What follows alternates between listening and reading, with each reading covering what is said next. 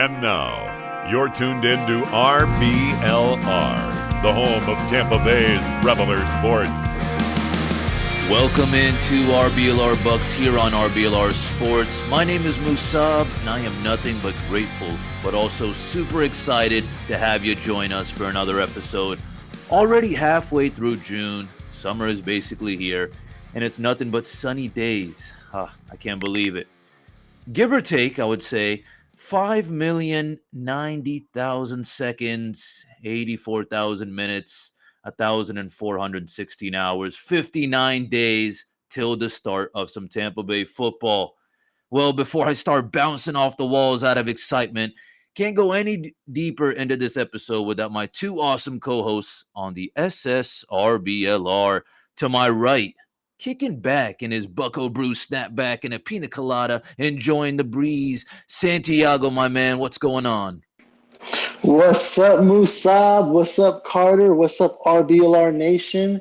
How's everyone doing on this, humid Florida weather day here in Tampa Bay? It's beautiful outside, sunny, and I can't wait to talk some Bucs football. This is gonna be, like every episode, I'm super excited to get into this. Let's go. Right on. I love it, Santiago. And on my left, rocking a mean Buccaneers bucket hat, you already know he's living lavish as always, soaking up the sun and staring into the clouds, spelling out, "We run the South." How we doing this fine evening, Carter?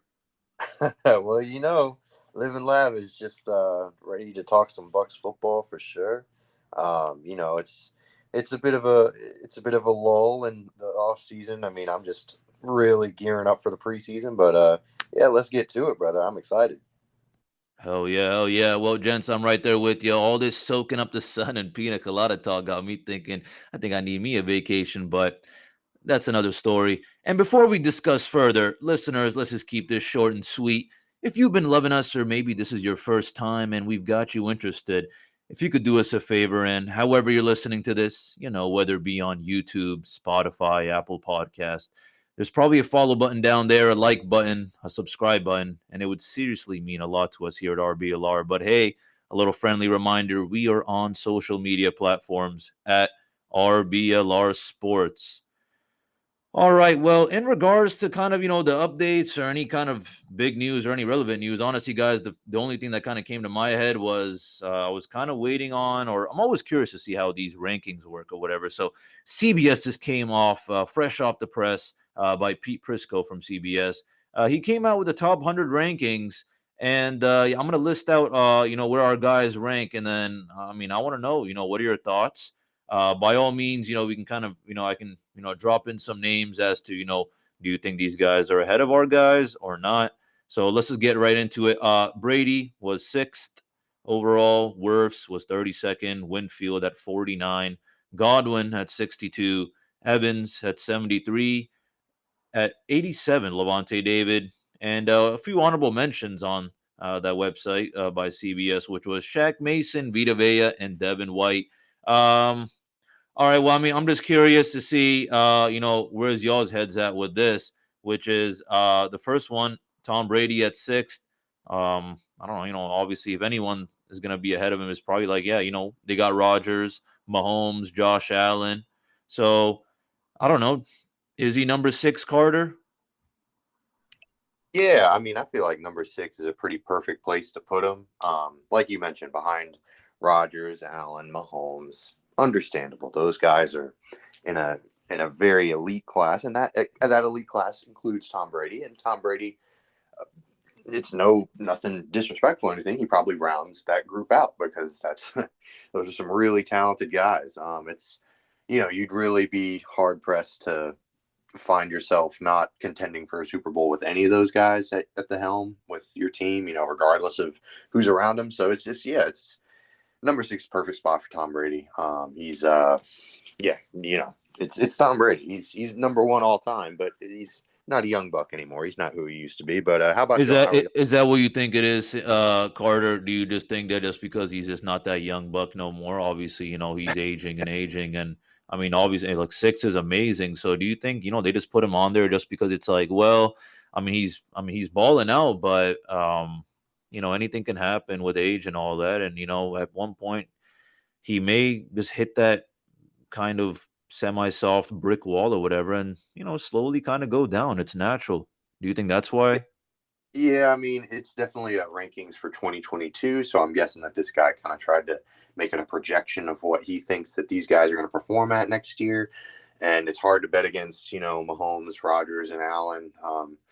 Those three guys are monsters. And Brady put up one of his best statistical campaigns last year of his career. So, I mean, it's hard to argue that he won't do the same thing. But, it's tough to predict these things. Injuries happen. The NFL is unpredictable. So, yeah, I think 6 is a good spot. I wouldn't really argue with it. But yeah, it definitely has a lot to do with his age. I think, father time catches up to everyone, even though it doesn't seem to be doing it to Brady. But, we'll see. We'll see for sure. And Santiago, for you, I guess I want to know: do you kind of is your head at where ours is, which is we just got him at 6 just because obviously he's not that young buck no more, or do you think maybe you're more like whatever, fine, put him at 6, but I do think that he is ahead of them. To be honest with you, I could possibly put him at 5. To have him at top 5 because last year, he was literally a game away from the Super Bowl. So, he played better than Aaron Rodgers, and, but yeah, I agree with what Carter just said. I agree with what you're saying, with what you just put up, Musab. Obviously it's father time, man. Like, we're all getting up there. Hey, it was my birthday, myself. So, so I'm a year older. Tom Brady's going to be a year older. But yeah, let's go Bucs. And, hopefully, yeah, he stays healthy. The game, football is always, getting quicker and stuff. So, he knows he has to be quicker. So, and the guys can protect him, so, let's hope for the best. Right on, right on. I like it. Well, I want to give a little extra shout out to the next guy we had on this ranking, which was Tristan Worfs. Just because he's a young buck, he's been balling out. The only guys ahead of him, offensive line, are Zach Martin and Teron Armstead. So I just want to know, in regards to that, Carter, yeah, do you think, he deserves to be at 32, maybe lower, maybe higher? It's definitely an interesting question, because he's still, like you mentioned, very, very young. It's only his 3rd year and he's already considered to be this high up, and I'm not going to argue with it. He's certainly been that productive. Armstead and Martin are both just such established presences at the offensive line position. Martin in the interior and Armstead on the exterior, at the edge. But yeah, I don't know. It is a little high in my opinion because there are a lot of other really high impact players. He's ahead of Stephon Diggs and Lamar Jackson. I don't know. That's a tough sell for me. But hey, I'm certainly happy to see one of the Bucs' boys getting the recognition he certainly deserves. He's certainly the best right tackle in the league, hands down. There's not really any competition there. But I would argue that maybe the impact that, like I mentioned, a Lamar Jackson or a Stephon Diggs or even a Russell Wilson, their impact on the game might be a little higher. And those are all guys that he's ranked ahead of, which I don't know. How about y'all? What are y'all thinking? For me, I just think that he's just up there. I was, when I first saw it, I was like, wow, raised my eyebrows for sure. For me, I think it's just the fact that he's a young buck. His numbers don't lie. He's balling out. You have to give him recognition. It's impressive. So I'm not going to say, oh yeah. We're talking overall, so everyone brings something to the table. He's not a wide receiver or quarterback like Lamar Jackson or Diggs, but what he's been doing, he definitely deserves a recognition. And at 32 is fine with me. But what about you, Santiago? What are your thoughts on this? Yeah, he comes from the University of Iowa. He's from the Midwest. So he came from super cold weather down to Florida.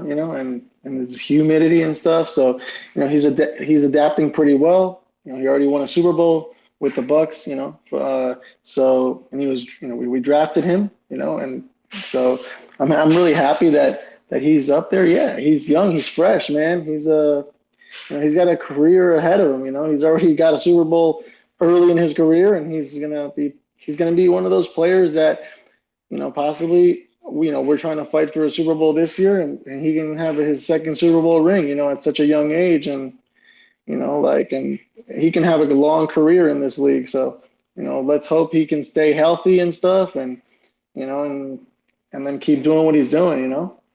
I agree with what you guys just said. Right on, right on. Well, the next one we have is Antoine Winfield, who was 49. And honestly, guys, I mean, I just think that, DBs need some love out there. I'm happy just to see him on this list. He's not obviously, at the bottom either. He's kind of dead in the middle. And those are just my overall thoughts. I just kind of want to know where y'all's head's at with that, just because it's always nice to see, something like a DB up there in the rankings, just with, knowing our team and the struggles we've had in the past. We got a shining star, huh? Yeah. Yeah. It's definitely interesting. I don't know how Winfield did that, but it's definitely interesting. He's a great player, but I don't know, to put him above even Evans. I mean, one of our own guys. He's very interesting. What are your thoughts on it? Yeah, no, I mean, yeah, right. Mike Evans. It's he's gonna be well known for like the most famous, peace sign, with his two fingers, showing Tyreek like, hey, deuces, peace, up in the Super Bowl. So that's pretty much. But as a player, he comes from his father played in the NFL, so he's got those great genes of playing this mentoring from his father and stuff, and having playing in this league, and like again, it's very awesome that that a player like him can be ranked, and I can't argue with that. Like we always want our players to be within the elite of the NFL, and and just fly, like raise the flag, fly our flag super high, and and then let's have another stellar performance from him, and help us get back, like I'll repeat 1,000 times, to that Lombardi, and we definitely want to, stack up on those, so. Absolutely. And I'm it's happy with also that. nice to know that, we snagged some guys in the secondary unit this offseason. So hopefully he'll have some, help as well. And that's going to just help us overall. Now, here's what I really want to know, and this is the little dynamic duo. Honestly, guys, I don't know exactly where they should be, but I do find it interesting that Godwin and Evans were at 62 and 73. I don't know. I mean, I love Godwin, but I just felt like Evans maybe should have been ahead. Slash, 62, 73. What is y'all's thoughts on this? Was there any consideration in that, this is like a dynamic duo? Not many kind of dynamic duo wide receiver units out there in the league. And those that are the ones, the top teams, and we are one of those. So I just want to know 62, 73, Godwin, Evans. Carter, we'll start off with you. I mean, do you like this? Do you agree with it? Should they be a little closer? Maybe should Evans be ahead of Godwin? Where's your head at? Yeah, I mean, Godwin's coming off of that ACL injury. I mean, I'm not really. Exactly. That's what I was thinking. Yeah, exactly. You and I, great mind think alike. But yeah, it's crazy that he's at. I mean, I don't want to say it's crazy, but it's crazy that he's ahead of Evans. Also, they have DeAndre Hopkins ahead of Mike Evans, and gosh, I just don't like that, because Mike Evans has been nothing but one of the most productive receivers in the NFL. I mean, he's had, he's got 1,000 yards every year. I mean, that's ridiculous. That just doesn't happen. So, yeah, I'm not really sure how I feel about Evans being that low. I also don't know how I feel about Godwin being that high, especially ahead of Evans. They have a couple wide receivers, like I mentioned, Hopkins, as well as Deontay Johnson out of Pittsburgh, ahead of Evans specifically. That's just kind of a head scratcher, especially with Deontay Johnson playing with Mitchell Trubisky as his quarterback. So I don't know. It's an interesting take. I'll just leave it at that. Yeah, I just found it overall interesting, just because, we're talking, Mike Evans, he is a game changer indeed. You were talking about the positions when we were bringing up Worfs that, It is interesting to see, Jackson or Diggs ahead of him just because, they have a more important role. But okay, well, what about Evans? This guy who's been balling out. He's a wide receiver. He's been doing absolutely amazing. And then, yeah, even with Godwin, I was like, okay, this guy knows how to ball out, but he's coming off an injury. So, got to be a little bit aware about that. But Santiago, where's your head at with this? Do you kind of agree with us, or do you think, they definitely need to be, closer together, way ahead? Yeah, I mean, the worst injury an athlete can get is a torn ACL, right? Any ligament, damage is horrible. But being that Chris Godwin was injured last year, it's sad that it was really upsetting that had happened against the New Orleans Saints. But yeah, I mean, I agree that they should be up higher. I would put him, possibly like, top, possibly in the top 20, like as athletes, because, Mike Evans is breaking records, and yeah, I don't find him out. I personally disagree with him being at 73. I didn't agree with that at all.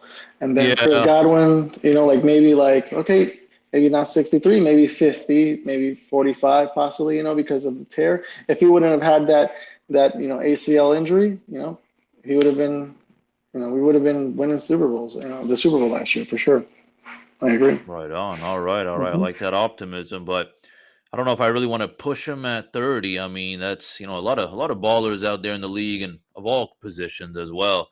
But I would think I would bump them up, especially Evans. If there's anyone I would defend, it was Evans. But the next guys, to be honest, I'm kind of just content. Obviously, the honorable mention, I'm like, maybe we could squeeze in one more in the top 100. But they got Levante David at 87. I'm kind of just fine with that. It's not like he's been absolutely just, ripping, players aside and all that. But, he's been doing solid. He is a very, very important role player. Him and D White together, it's a dynamic linebacker duo. And that's kind of just about it for me. So I do just want to throw Devon White and Vita Vea and Shaq Mason as well in this question, which is, okay, well, how do you feel about this David rank / do you think Shaq Mason, Vita Vea, or Devon White deserve to be in the 100? Carter?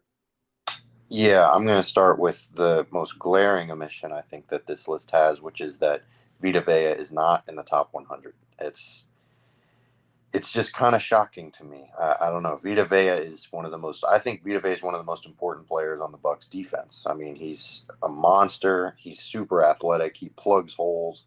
I don't know. To me, he's one of the best interior defensive linemen in the NFL. So how can you not have him in the top 100? I mean, I don't know. It's a really tough sell for me. They have Khalil Mack at 43. I mean, Khalil Mack hasn't had a double-digit sack season since 2018. I don't really understand some of these rankings, but to each their own. Like you mentioned, I think the Levante David pick at 87, perfect. I would have been fine with him being a little lower even because he's definitely up there in age. He started to experience some injuries at the end of last year that makes me kind of nervous. And Devon White and Shaq Mason being honorable mentions also perfect. But yeah, Vita Vea, gosh, I didn't really understand that one. But what are y'all's thoughts on it? Santiago, let's go with you. Yeah, no, I mean, I agree, man. Vita Vea is a beast, man. He, every time he's on the line, how many players are covering him? 3 players, just him by himself, and he's still bulldozing, them, onto their backs and stuff, and still sacking players and stuff. Like his performance in the Super Bowl was legendary. Like him and obviously Ndamukong Suh. Obviously Suh is not looks like he's not coming back, but still like.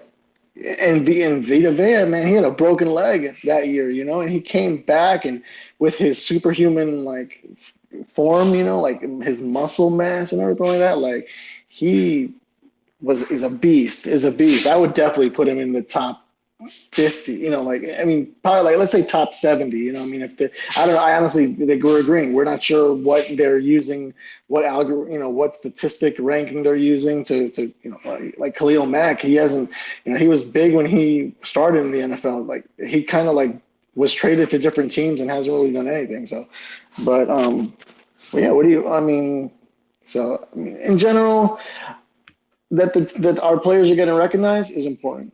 But, at the end of the day, it's about winning championships. And that's pretty much how I look at it.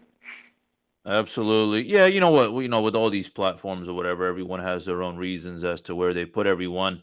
For me, I'm with you, Carter. I definitely do think that Vita Vea deserves to be in the top 100. I would say Devon White's a push. Shaq Mason, I unfortunately just don't have much really to say. And to be an advocate to toss him in the top 100. But happy to see him in the honorable mention for sure. That kind of fires me up a little bit and keeps me optimistic overall. But I just wanted to kind of bring up all these picks and all. I just something to consider, see where the public's heads at / CBS, I guess, of course. But we'll transition on into the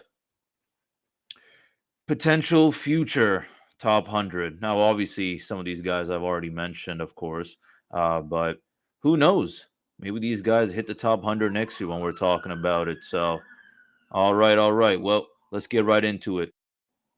So I want to first of all kind of just compare, this year's picks with 2019. We'll start off with just the last 3 years, and first round pick of 2019 draft was Devon White, and we already kind of brought him up. Is there anything kind of add in comparison to this year's draft? Do you think the need at that time and the fact that we got Devon White was a bigger success, or do you think that Logan Hall was exactly who we needed? Very smart of the Buccaneers organization to kind of play their cards right and get him in the second round, and allowing another pick or two extra in the second round as well by giving up that first round pick. So, how would you compare those two picks / any other extra comments, Carter? Yeah, it's going to be tough to compare the Devon White pick to any of these other picks.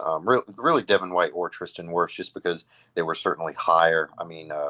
JTS and Logan Hall, they're just a little later in the draft. So, unfortunately, by the time that the Bucs are picking these past 2 years, they haven't really had as great draft position, fortunately, because they've been successful. So Devon White's I don't want to say he's a much better player than Logan Hall because we haven't seen him yet, but on paper, he's a super talented, definitely home run pick for the Bucs. Him and Levante David have been absolutely fantastic. I hope Logan Hall is better than Devon White because, good Lord, then he must be a really, really good player, especially to pick him in the second round like that. So, it's still too early to really say, but definitely filled the need. There was a need on the interior line, and Logan Hall definitely fills that need. And, the Bucs run that 3-4 defense, so they definitely needed an interior linebacker in 2019, and Devon White certainly fills that role very well. So, both picks really, really good on paper, and Devon White has been good in actuality, and we'll have to just wait and see with Logan Hall. But, that 2019 draft class, definitely a good one. Definitely exceeded the C+ grade that they gave him. Looking back, because they got some really quality starting caliber players out of that draft class. But what are y'all thinking about it? Yeah, I'm glad that we're not a losing team anymore, So obviously when you're not a losing team and you're, performing a lot better, we get to pick later in the draft or, we see what's out there, out of the players that are on, being drafted that time. And, obviously to fill holes, to fill the needs and stuff. So, Devon White, he's a Louisiana, he's from Louisiana, Louisiana native. He is very talented and strong, and he's a leader, and he's the definition of what an NFL linebacker should be. I'm glad he's on our team for sure. So, but Logan Hall, he hasn't played in the NFL. He hasn't played a game yet. So, but obviously, every time we draft somebody, we want them to do phenomenal. We want them to do amazing things. So, I see big things for all the players that we have drafted. Every single one of them. I really do. Yeah, and Carter, I want to give it kind of a little shout out right now. I'm really glad you kind of brought up the fact that we're kind of comparing these based on how he performed the past season. So obviously, when we got D White, it wasn't looking hot as it is now, of course. So what does that mean? Obviously, we get an earlier pick compared to this one. And this is how it works out. So I have to say, though, I really appreciate y'all kind of answering my question without me rather clarifying a little bit. And that's what I was kind of asking, which was, okay, listen, so this is who we got in 2019. This was a need. Did we get the right guy? Yes, we did, of course. And I guess it appears that, we got high hopes for Logan Hall. Definitely a big need for sure. We played it strategically. I'm really, really impressed by our organization to do that and, get a beast like him. And I got nothing but high hopes. But I want to transition on to into the kind of later picks and kind of, compare these kind of needs at that time to the needs we have now. And, look, okay, so in the second round, we got Sean Murphy-Bunting, and then in the third round, we got Jamel Dean, both secondary key players. I've been real happy with them. And, now where it's time to, compare it to our, our second and third pick of this year. All right. So Luke Gadecki, offensive lineman. And then we got Rashad White at running back. So in comparison to the needs back then, and then comparing, the needs that we have now, where's your head at? Are you okay? I'll say that. Listen, I'm happy with the Sean Murphy, Bunting, and Jamel Dean picks. All right, they're studs. They're looking real good. Obviously, always pray for the best and they stay healthy. But okay, what about Rashad White and Luke Gadecki? Do we get the need? Slash, how optimistic are you, Carter? Yeah, I mean, back then the Bucs had, unfortunately, a lot of needs. They were coming off of a season where they were one of the worst teams in football. So, they were kind of just holes all over the board. The secondary was a big one because they were just giving up yardage and just man, it was certainly a tough season to watch. 2018 was. So the 2019 draft was definitely a breath of fresh air. And Murphy Bunting and Jamel Dean, while they haven't been elite cornerbacks by any stretch of the imagination, they have been very solid starters, dependable guys. So yeah, definitely a great job by the organization of identifying a pair of corners that can come in, fill the job, do the job, do it well. And this year, Gadecki's definitely going to be a solid left guard. LG, I think he's going to be great. I'm really excited to see him play. Rashad White, drafting a running back in the third round when they suffered the injuries to the secondary. We've talked ad nauseum about this, but yeah, I don't know. It's not Rashad White himself, but it's just the pick and the slot and the other needs that they had that they could have addressed. So we'll see. Maybe he tells me to, go screw myself, and he has a phenomenal season where he has 1,000 yards rushing and he, hauls in a bunch of catches and he turns into the next Alvin Kamara. I certainly hope so. That would be awesome. But, as it stands, I think the Bucs certainly did a little bit of a better job of addressing needs in the 2019 draft than they did this year, just because of the Rashad White pick versus the Jamel Dean pick. But how are y'all feeling about it? Y'all might be higher on Rashad White than myself. Well, honestly, to be honest with you, I mean, you got to trust the front office, right? So, they're two unproven players, Luka Decky and Rashad White at this moment.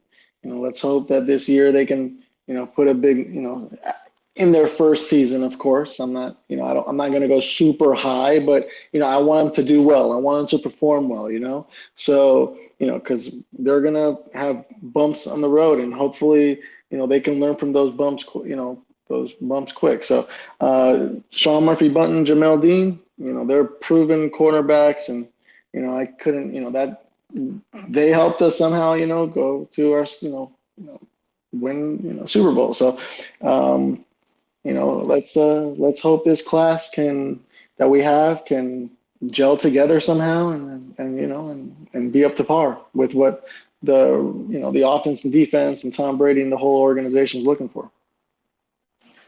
Yeah, no, I think there was a little bit of a drop, but I also want to say I'm very thankful that we were able to get someone like Sean Murphy, Bunting, and Jamel Dean. The Luka Decky pick made sense to me. I got high hopes for him, but the Rashad White, I'm only thinking that we snagged him, and we are anticipating that he should have a pretty important role behind playoff Lenny. And that's kind of just really about it, though. Otherwise, I do think that it's going to be a hit or miss, at least with that. Maybe, yeah, as you were saying, Carter, maybe Rashad White proves us wrong. All right. But I guess we'll see. Now we know we'll just kind of transition on into later picks. I want to say, guys, looking back and reflecting as to, what guys we specifically got each year, I'm like, wow, these dudes have been staying with us, the majority of them, and they've been doing pretty darn solid. I'm happy with this. And who was that? Okay, well, again, third round we got Mike Edwards back in 2019. Fourth round we got outside linebacker Anthony Nelson. We also scooped up Matt Gay. That was an interesting pick for sure. I'm sure everyone remembers that. And then we got the Scooter in the 6th round. And then on top of that, I just want to mention there was Terry Beckner that we got in the 7th round, but he was waived. He's actually now playing, I believe, for the USFL Pittsburgh Maulers. But so those are the guys. Again, Edwards, Nelson, Scotty Miller, or even Matt Gay as well. How would you compare that, Carter, to the guys that we got this year? I'm talking about Cade Otton. All right, this is where I gotta say this is where it gets really interesting for me. Looking at 2019 and this to now, Cade Otton, Jay Camarda. Okay, maybe that was our little Matt Gay pick. Then we got Zion McCullum. All right, and then Ko Kieft. All right, another tight end, and then Andre Anthony, edge. So. I don't know. I mean, I can't say there was like a drop, but I have to say some interesting picks for sure, just because I feel like the needs weren't super addressed. I feel like, someone like Zion McCollum or at that position, we should have got someone earlier, but I don't know. That's where my head's at. Carter, we'll start out with you. Yeah, I mean, I've made my feelings known about Zion McCollum in previous podcasts, but I'm very excited about him, very high on him. And on the other end of the spectrum, I'm not super excited about Jake Camarda. But yeah, in 2019, they drafted Matt Gay in the 5th round, and he now plays for the Rams. It's just tough drafting special teams guys just because they never seem to really stick it out with one particular team. So it's just a very fickle position to be drafting that early, or really to be drafting at all, to be completely honest. But in 2019, they managed to get some hidden gems. Mike Edwards has turned himself into a productive role player. Ditto that for Anthony Nelson. Obviously, Scooter Scotty gave us that amazing NFC Championship catch. So, yeah, I mean, 2019 was a heck of an end of the draft, just because if you get one or two guys that manage to stick around on your roster for a while and be even somewhat productive in the 6th, 4th round, that's a pretty good draft. Especially, and you combine that with the first 2 picks and White and Bunting and Jamel Dean, the 3rd pick. They had themselves quite a draft in 2019. Very underrated, under the radar. C+ was definitely way too low. I'd give it about an A- just looking at the draft as a whole. Way better than expected. So yeah, I mean, I liked it in 2019. 2022, it's obviously, we'll see. The punter kind of freaks me out, obviously. But yeah, I mean, we'll see if any of them turn out to be even more hidden gems. Maybe Ko Kieft turns out to be this year's Scotty Miller. Who knows? What are y'all's thoughts on it, though? I mean, I agree with you with from the C+ to an A-. I was rather impressed just looking back. I'm like, wow, But it also makes me think that perhaps maybe they were just. I just feel like, and I hate to say this, but this is really how I feel. I feel like Winston was a contributing factor for really not allowing these gems to really shine. All right. But I mean, even for the defenders as well, maybe they just needed a year to warm up, get used to it, get that experience in. But overall, it worked out real well for that draft class. And I would give them an A for sure. They're definitely not C+. But Santiago, where's your head at with this? Yeah, I mean, like, I was super happy, when Scotty Miller scored that amazing touchdown from, in Green Bay and Lambeau, like some people call that like the holy grail stadium for the NFL. And, but yeah, I agree with what you guys said. Like, those players, Sean Murphy-Bunting, Jamel Dean, Scotty Miller, they have proven themselves to be important players to our organization, and if they ever went on the free agent market, they would be selected by any team that people would pay big bucks because, and teams would pay big dollars because of of how good they are. Honestly, Camarda, he has a lot of pressure on him because he's coming from on paper the University of Georgia. So we all know that SEC, he better prove it in the NFL. That's all we have. That's all, because if not, there's going to be a lot of people upset. And I remember when Carter was like, putting out his frustration with that pick, and we were all giving our opinions, and we're like, okay, they picked them for a reason. So, but other than that, yeah, I agree, man. It could be either an A- or possibly an A, because they were really good, man. They were really, really good. But, let's hope, Zion McCullum and the players that we have now, Luke Gadecki and, Camarda, and, hopefully these players can, live up to that and perform better, and keep our draft class for this year and the future years to come to be, ranked high, saying like the Bucs know how to draft players out of college. That's what I want. That's what I want. Because after Tom Brady's gone, I want us to keep winning Super Bowls and stuff. I just don't want people's heads to go down. They're like, oh man, why can't Tom Brady play till like he's 100? Because it's not going to happen. So, we have to, do amazing things after Brady's gone for sure. Oh, for sure. No, I'm glad you brought that up because that's definitely something to think about overall is, we still got to put the pieces together. We can't have people like Brady and the other older stars forever. So for that reason, we got to plan ahead. And I think overall we've been making the right moves. All right. We definitely made the right move, guys, with that first round pick in the 2020 draft. And who was that? Of course, that was Mr. Tristan Worfs. The guy's been balling out. It's obvious. We already brought him up in the top 100. Look, Tom Brady, he is able to, find any wide receiver out there and, make them shine or whatever, as long as they put in the work. But listen, we got basically an all-pro protecting his right side now. He's been balling out, super, super important, more than ever, just because, Brady's getting old. Hello, you got to protect the quarterback. So he's been doing phenomenal, especially his rookie year. He was immediately kind of just shooting stars and everything like that. I mean, it was amazing. So now, again, I don't know, in comparison, to the Logan Hall. But you know what? I'll even toss in the fact that we got Antoine Winfield Jr., another top 100 in the second round. So look, we got Worfs, Winfield, and even Keyshawn Vaughn in the third round. And now we're comparing it to, look, we got Logan Hall, Luke Gadecki, and Rashad White. What are your thoughts on the 2020 picks? Yeah, Tristan Worfs, man, Antoine Winfield Jr. Those are two players that helped us, win the Lombardi. And then Keyshawn Vaughn, and obviously Tyler Johnson, Khalil Davis. It's just they've been.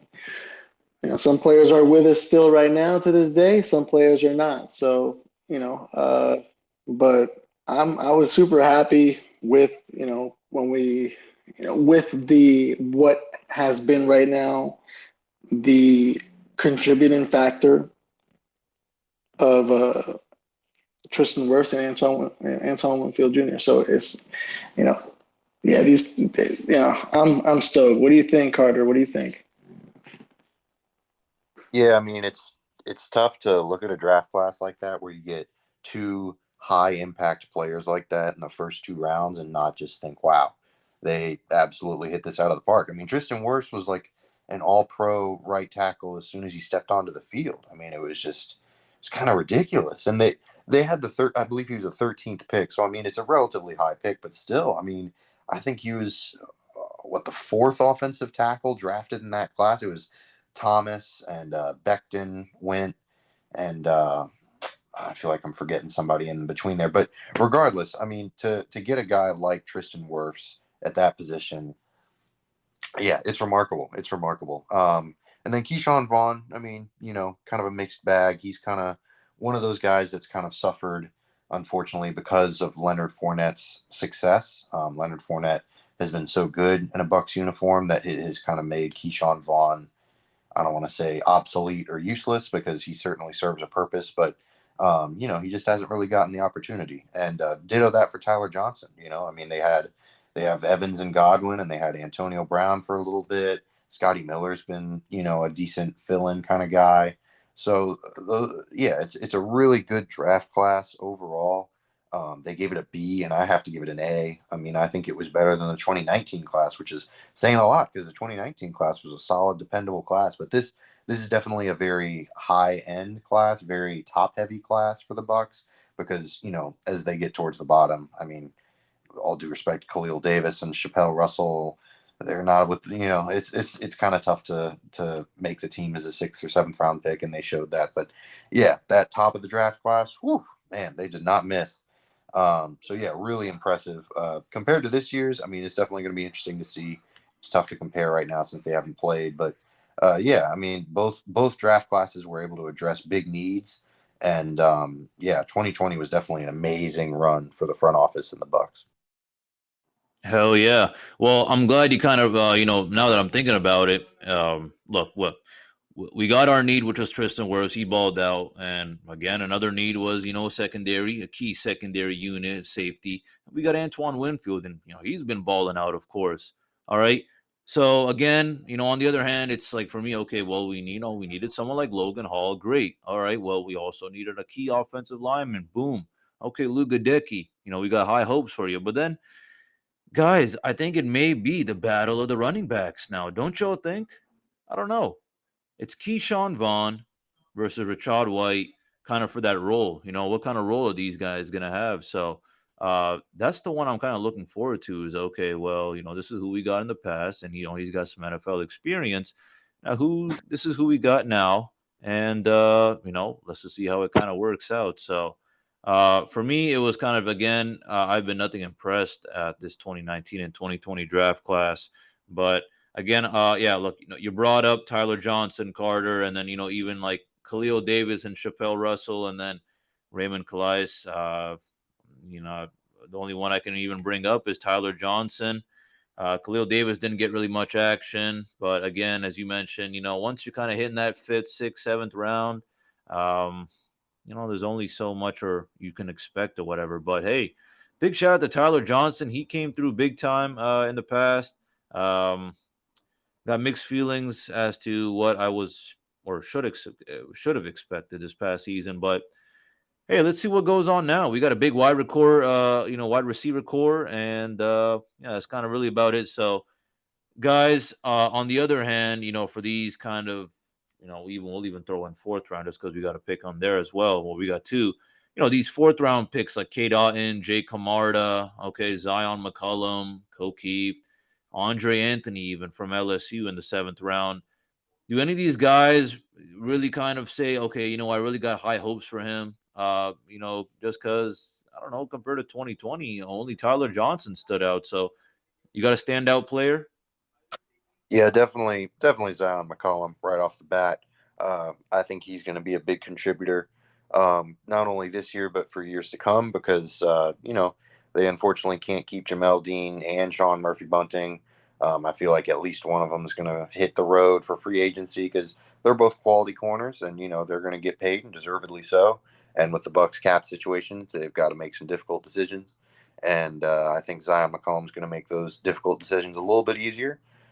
K. Dotton, Gronk is still kind of a question mark. We don't know what's going to happen with that situation. So K. Dotton might have to be the number 2 tight end behind Cam Brate. And, maybe he impresses some people in the preseason. Maybe he jumps out and has a great rookie year. That's the hope. But yeah, either McCollum, definitely very high on McCollum, and maybe Otton emerges.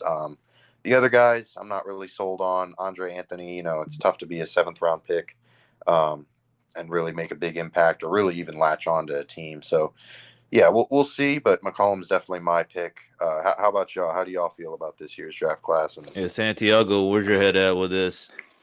Yeah, I mean McCullum. Obviously, I want to see Luke Gadecki do well. But yeah, McCullum is a we drafted him for that need, right? So I honestly believe that he's the one. I believe he's going to shine. Um, with Camarda, man, it's just so tough. Like we were talking before, like with special teams, because if he gets injured by one, hopefully he doesn't, do a Bill Grammatica type of celebration or anything like that. We definitely don't want that to happen. I want players like that to be responsible, and just perform and do well. And I'm hoping, that he is the fourth round draft pick that we can definitely say, hey, you know what? He was worth it. That's what I really want, because you know, obviously, like in many draft classes, there's players that will stay, there's players that will be proven, and they're going to be worth it. Like like in Mike Evans and stuff like that, But honestly, I agree with Carter. I believe Zion McCullum is, the one that I'm going to go with him for sure. You know, there's going to be some players that need to definitely show their value. Um, and I just want everybody to contribute, to be honest with you. Yeah, yeah, I want to as well. We'll just have to see how it kind of turns out. I gotta say, yeah, I mean, I think we're all thinking Zion McCollum. If anything, the fact that we got two tight ends like that, it just makes me think. Hopefully, just hopefully, one of them, has a important role on this team. Shit, maybe even both. But what? We'll transition on. But I wanted to know actually, what are your overall thoughts on the draft grade at that time to now? Okay, so at that time, reports came out averaging from, different sources. They gave the 2020 about a B or so, some a little bit higher, some were like tossing out the A, some were actually B minus C plus. But okay, so we're at B. Do you think we're higher, lower, or is that where your head's at, Carter? Definitely higher, man. I gotta Yeah. commend Jason Light in this Bucks front office. They did not miss on this one. They were like, Lil Wayne in the mid 2000s. They did not miss on this shit. So, Tristan Worfs and Antoine Winfield are both superstars, and yeah, A on my end. How about y'all? Yeah. What about you, Santiago? Yeah, I agree, man. It's just I'm really happy that we have Jason Light. He used to play. He was a tremendous you know person in the for the Patriots before he came to the Bucs. So you know everybody was having high hopes for him as a GM, and man, he was able to get Tom Brady here, and the players that we've drafted, Tristan Wirfs, and you know those man. It's just I'm so happy that the name Champa Bay is so powerful and such a it gives us happiness, with so much is happening right now, with everything that we can see our teams do well, and specifically that we have a passion for the Tampa Bay Buccaneers here. I'm so happy that you know yeah, that we drafted these athletes, man, and I want these players to be superstars. That's definitely what I want, So they got to prove themselves. Just bring it. Come on, man. Let's go. Yeah, so if it was, if we're saying that, at that time, we'll say it was the average was a B. You think it's higher? I honestly would believe it was let's say an A, man, and yeah, Yeah, an A, because yeah. I'm gonna I'll say give it an A I'm gonna as well. say an A, not an A minus. No, because that's too close to a B. I'm gonna give it an A. Yeah, well, thank you for being kind to our Buccaneers, and yeah, I would probably give them an A as well. Listen, this is kind of how it was supposed to play. With the first round or first few rounds are supposed to be those key players. They balled out. The later ones, it's always like all right, well, all the best. All right. But I'll tell you this though. All right. It would have been in 2019, it would have been A. And in 2020, it would have been A. And in 2021, it would have been A. And in 2022, it is A. They're all A's, A plus everywhere. And who is that? That is shop.rblrsports.com. All right. ladies and gentlemen, you know that liking and subscribing is free, of course, but if you need some new threads, you can head on over to this pod. You can support this podcast and head on over to shop.rblrsports.com. You can check out all the cool designs we got for you, honoring our legendary teams, the football team, the hockey team, the soccer team, and the baseball team. And even use a little promo code that is Cannons for 10% off your order, CANNONS. There's a link right in the description. And let me also remind you, he was living lavish in the beginning of the episode, and I guarantee you he is still living lavish. And in honor of that, we also have a little design on our website for our boy Carter. So big shout out to you, Carter, Mr. Living Lavish. Well, let's just kind of wrap it up with the 2021. And I just want to compare. Listen, we kind of got our point across with how we feel with this past year's draft, but kind of, comparing it to the last year, I definitely do think that this is where it got interesting. But I also want to say I do think we need a little bit more time for some of these players. We'll go Joe Tryon. He got some action in.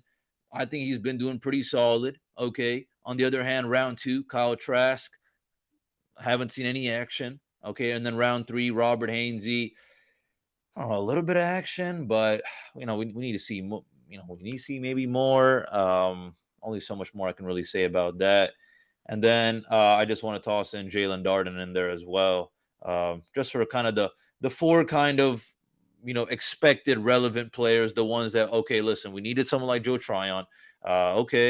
Interesting pick to get Kyle Trask in the second round. All right, okay, yeah, it's always nice to have a lineman. So we got Robert Hainsey. Got high hopes for him. I just unfortunately didn't see much. But then again, this is where I was like, okay, all right, finally, we got that little Speedy Gonzalez. All right, we got Jalen Darden. So I want to know, with all these 4, compared to, the 4 that we got now, how did it looks to you? All right, because, reports have out there, it's B+.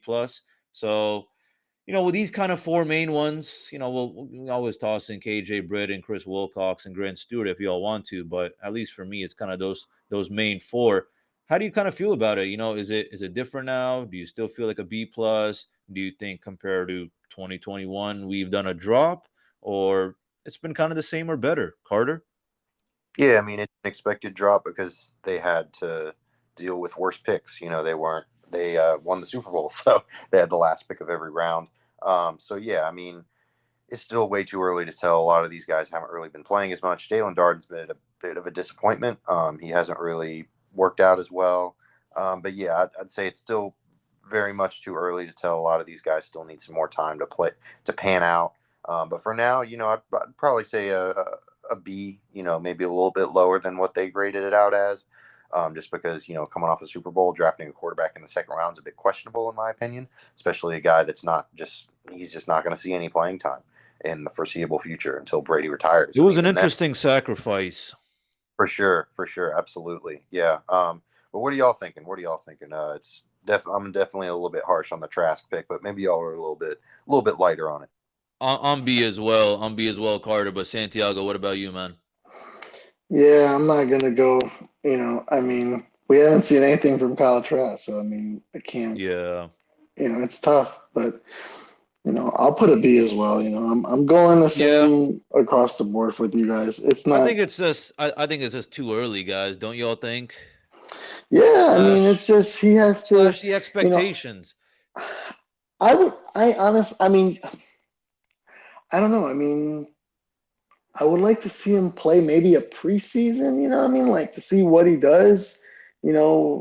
Obviously Brady is going to play a few snaps in preseason, possibly, but then, hopefully whatever Trask gets, hopefully he can prove something and said, oh, wow, he's got quality and maybe his arm strength, maybe his reads and, and reading and knowing the playbook and stuff. So, let's hope, but I know we already know he's not going to be playing in the regular season. So.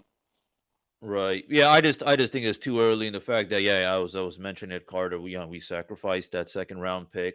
That could have been someone we could have snagged and could have allowed to see more playing time from someone like him. Just because Trask isn't seeing nothing. But that's kind of really about it for me. At least for our last year's draft in 2021. Just because, yeah, I mean, I just wanted to make sure. I mean, at least for me, it was, yeah, it's too early. The guys that we had our eyes out on. Big shout out to our first round, Joe Tryon, for he's doing a pretty solid job. I'm happy with him, I really am. But again, yeah, Trask, Hainsey, Darden, mixed feelings or whatever, and then even the other guys, good role players, but again, need to see more time. Experience is what's needed, and that's kind of really about it for me. Guys, overall, looking at all this, reflecting on all these past years picks, 2019, 2020, 2021, and 2022, have we, I think we've identified the talent earlier. And I think it's nice that, at least our first few rounds, we're getting these good guys, but is the future bright? Do you think so? If someone asked you, based on the guys we've got this year and in the past, is the future bright, Carter? Yeah, I'd say the future's pretty bright. I mean, they have some young guys in there, obviously some veteran talent to show them the way. So it's a good balance. We'll just also have to see how the draft of this year and really 2021, and obviously how they draft in the future. We'll see how it goes. They're eventually going to have to replace some of these veteran guys, but for now, yeah, not too bad. Not too bad. How So about yeah, y'all? you think you think we're on like the right track though? It's not like we're having this kind of stagnant kind of draft performance. It seems like it's kind of solid for me. But Santiago, what about you? Yeah, we have the brightest diamond ever. That's Mr. Seven Ring. So I mean, it's obviously when you have But he a ain't the future legendary. though, Santiago. He ain't No, the no, future. I agree. He's not the future, but he's now, and in the future, I want to see us be brighter. I want us to see us still with the players that are still going to be here. Tristan Worfs, let's say Sean Murphy Bunting, let's say a Kyle Trask. I'm hoping that he soaks up all this knowledge and everything. I want him to be a leader. I want him to be like, hey, I learned 2 years when I was on the bench from the greatest of all time, and I'm gonna be leading this team. Let's say to playoffs. And it's a little bit of a stretch to even think about going to the Super Bowl that easy, but I want us to fight, man. I really do. Every time, once the GOAT is gone. So yeah, I see it bright, man. I do see it bright. I really do. We have a good front office. We have good coaching. And hey, Todd Bowles, man. Now it's on his shoulders, to lead us the way. So, he was tremendous on as a defensive coach. Now he's handling everything. So, come on, Todd Bowles, let's go, let's do this, let's go to the Super Bowl. Come on, man, we have to win our third Super Bowl. Let's do it. I want to see that Lombardi shining bright. Oh yeah, I cannot. I'm. That's what I'm thinking. Oh, well, I can feel that optimism from here, Santiago. You got that same energy though, Carter? Yeah, I mean, I don't know if anyone's ever going to have the same amount of energy as Santiago. That's pretty tough. True. But yeah, I'm definitely excited. I don't know if the Bucs if we're gonna be seeing the Bucs hoist the Lombardi Trophy as often when Tom Brady leaves. But I'd love to see it. Just for the city of Tampa, it'd be great. But yeah, I don't know. I mean, they're definitely drafting well. They're definitely doing all the right things. But once Brady leaves, it's going to be tough to be competing with all these other elite teams with their elite quarterbacks. So we'll see. But for now, hey, very exciting times in Bucs in very exciting times to be a Bucs fan for sure. Yeah, I agree, Living man. lavish, keeping it real. Oh yeah, I like it all. Yeah, I'm feeling optimistic as well. And I think, guys, I think it's time, and we, leave our listeners on a positive note.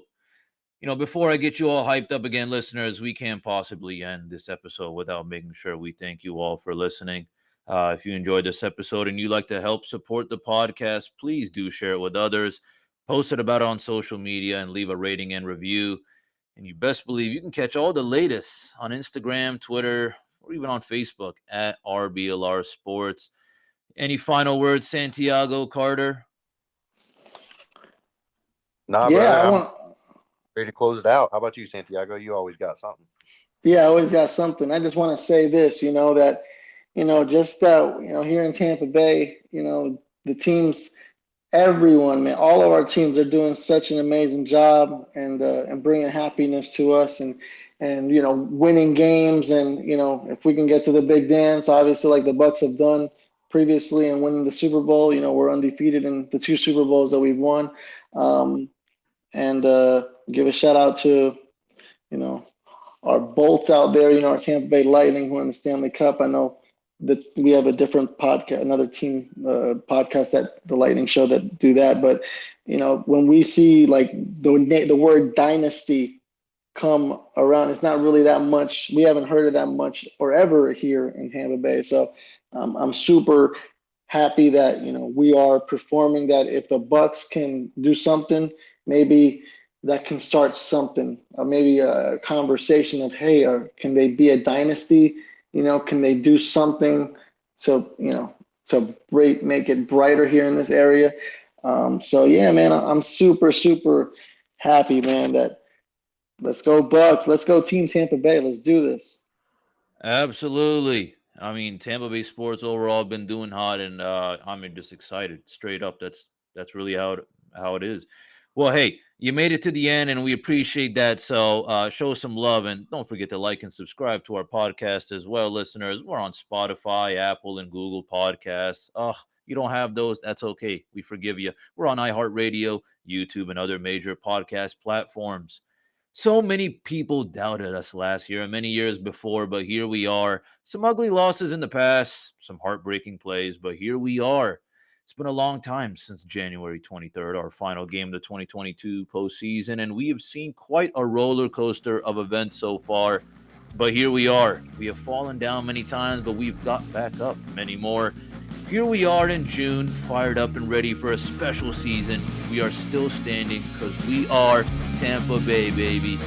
Well, that's all for now, listeners. Thanks again, and as always, go Bucs.